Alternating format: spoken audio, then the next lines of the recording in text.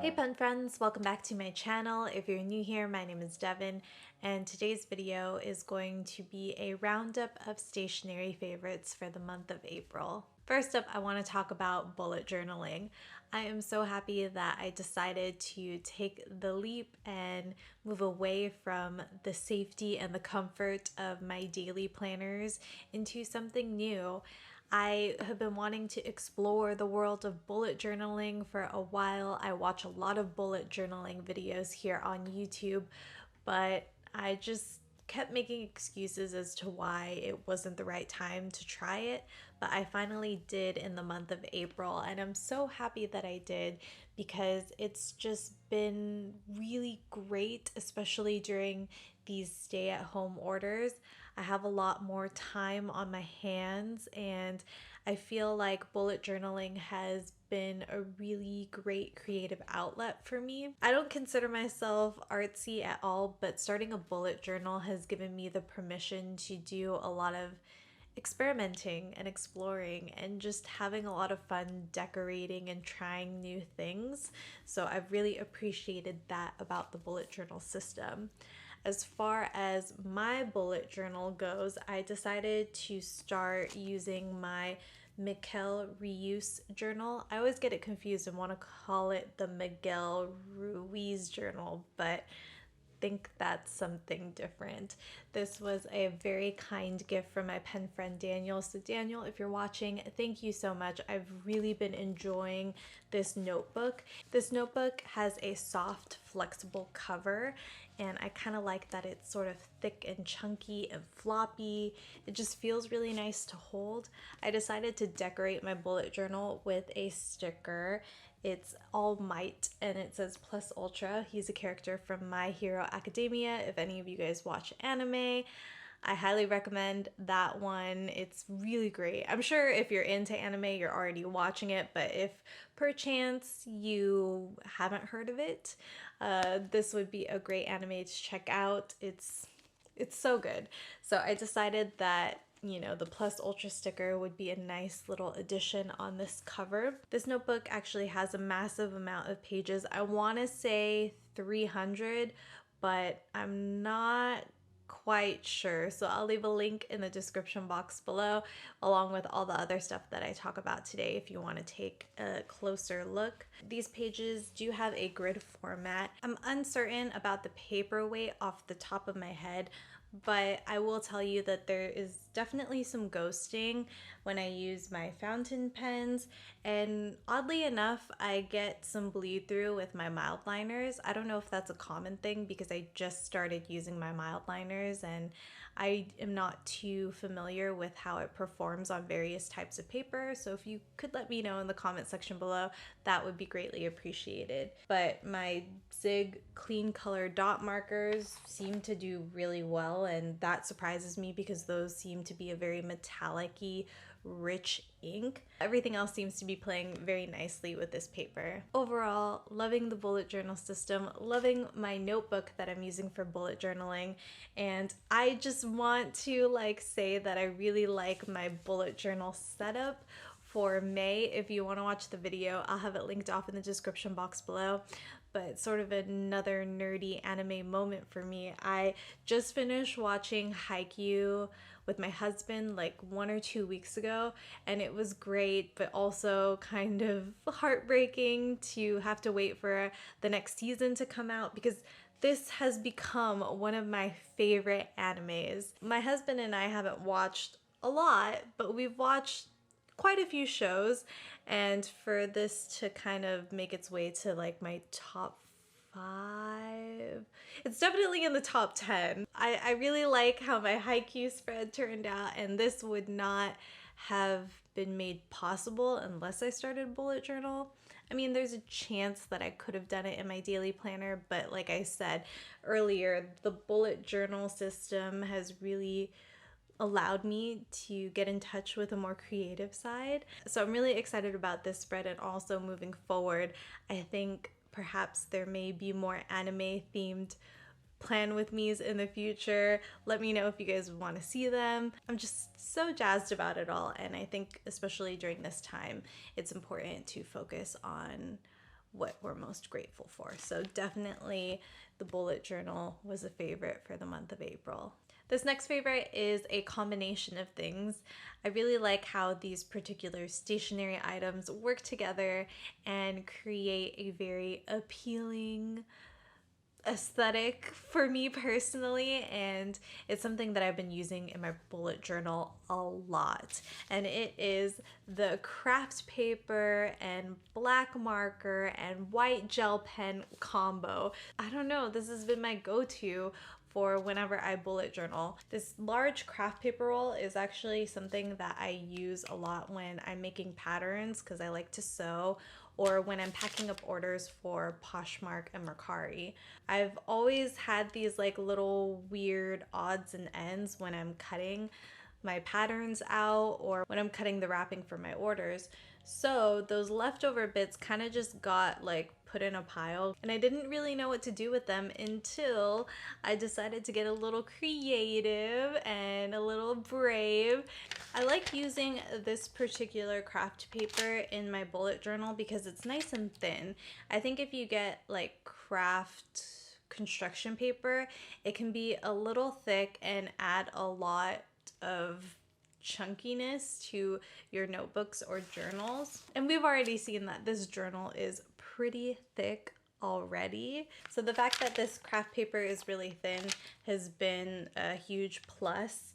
Additionally, while it is thin, I haven't had any issues with my markers bleeding through, which is kind of like the best of both worlds. I haven't tried using fountain pens on here, but I've used like my brush pens, my white gel pens. I've used paint markers on this, and surprisingly no bleed through. So I really like that about this craft paper. If you'd like to know specifically what markers and pens I've been using, I have my zebra brush marker set. I have a fine, medium, and larger brush. I'm not sure if that's like how they are labeled in size, but that's kind of how I refer to them.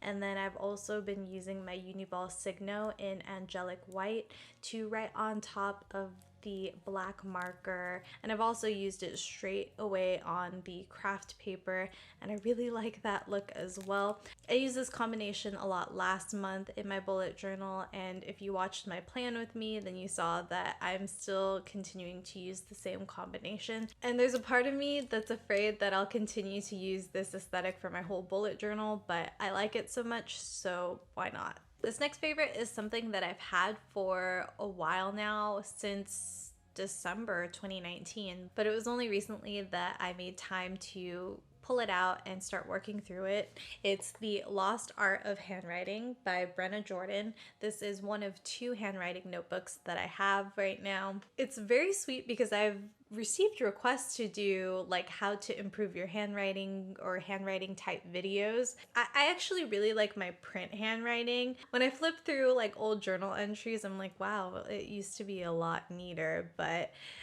my print I'm pretty satisfied with. It's the cursive that I just haven't really like done since elementary school. I think that was the last time that it was really required. So to be able to revisit cursive has been both challenging and thrilling. This book was actually recommended to me by one of my pen friends. You can follow her on Instagram at Pens and Journals. I'll leave a link to her in the description box below. She posts a lot of beautiful handwriting samples and posts a lot about fountain pens, so I'm sure you guys would love looking through her post. But she recommended this to me and sent me like pictures of a couple of the pages in here. From what she sent me, I knew that this was a book that I wanted to look into. I've only done a couple of the exercises. I'm sort of taking my time working through it, and I mean the drills, like my hands are so shaky. Some of you may have watched my ASMR / handwriting practice video.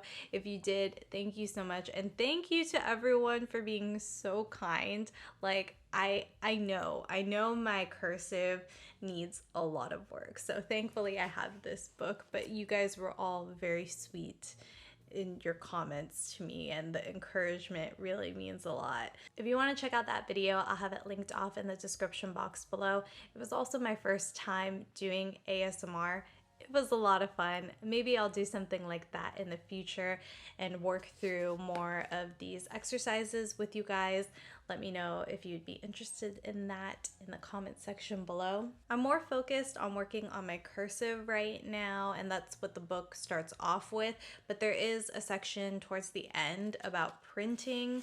Right now, I'm working on lowercase letters and drills. While I still have a long ways to go in improving my cursive, there is something very satisfying about like taking a step back and seeing all the drills you've completed and being able to like look across from where you started to the end of that time that you're practicing and already seeing an improvement. At least for me, I feel like I'm improving. I don't know. I'd like to think that I am. And there's just really something beautiful about pen and paper and investing the time to improve a skill that unfortunately is not taught in schools anymore and has sort of fallen by the wayside. But with books like this and authors who are passionate enough to take the time to craft these resources for us, it's really thrilling and encouraging and uplifting. For those of us who may have a little bit more time on our hands during these stay-at-home orders, I feel like practicing and improving your handwriting is one of those things that we always say we want to do but never really make time for. If that is you, I highly recommend checking out The Lost Art of Handwriting by Brenna Jordan. Again, I'll leave a link in the description box below so you can check it out. To my own surprise, I don't have any fountain pens to share with you in this video. I know, gasp. We are so shocked. Well, at least I am, but I've really just been using the same fountain pens, mostly my Pilot Lucina and my TWSBI White and Rose Gold Eco, so those get an honorable mention in this video at the least. I would love to hear from you. What are some of your favorite things from the month of April? Let me know in the comment section below. If you enjoyed this video, please give it a thumbs up and feel free to share it with a pen friend who you think might also enjoy it. Don't forget to subscribe and to turn on those notifications, that way you don't miss any of my videos. You can also connect with me over on Instagram and TikTok. My usernames are the same, @DevinLu, that's DEVNNLUU. I do my best to upload here every Thursday evening, so please take care until then. Thank you so much for watching. Feel free to enjoy these two videos linked here on the screen, and I'll catch you in the next one. Bye! Oh hey, you decided to stay for the very end of the video. I appreciate that. Just one little extra favorite that's not stationery related. I have been like obsessed with Animal Crossing Pocket Camp. I'm in too deep, friends. I am. And I'm not like an Animal Crossing diehard fan. I honestly didn't know like what Animal Crossing really was until maybe 2 weeks ago, and I want to get New Horizons. I have a goal to launch our podcast with my sister, and then I can get New Horizons. But for now, I've been playing Pocket Camp. So if you guys play Pocket Camp, please let me know your friend ID so I can add you, because I've been playing a lot and I'd love to connect with you on it, whether it be through Pocket Camp or New Horizons. But that's it for this video. Thank you. You are an angel for sticking through to the end. I really appreciate you, and I hope you're doing well. All right, bye.